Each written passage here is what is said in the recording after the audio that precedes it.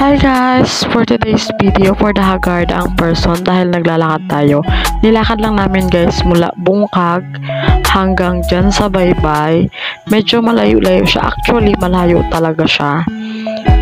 Pero ayan, for the lakad-lakad kami dahil naghanap kami ng boarding house na pwede nilang lipatan. And yun, may nakita kami pero hindi rin sila dun pwedeng lumipat kaagad kasi ayusin pa daw. Kaya naghanap sila ng panibago, and sa susunod mag-vlog tayo para ipakita natin sa inyo.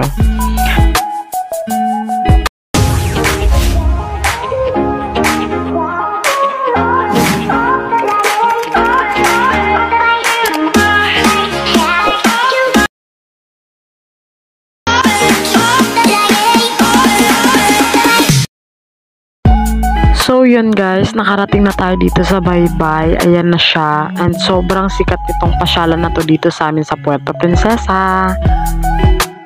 And syempre kasama pa rin natin si Nicole and si Clark. So yun guys, ito yung mga pagkain namin. Kain tayo guys. Pagtapos namin kumain and magkwentuhan, nag-picture taking na muna yung mag-ina bago kami uuwi. Nakakatuwa guys na makita si Clark na sobrang saya niya dahil kasama niya yung mama niya. Sana mas madalas pa yung ganito, no? Kasi ang saya-saya ni Clark.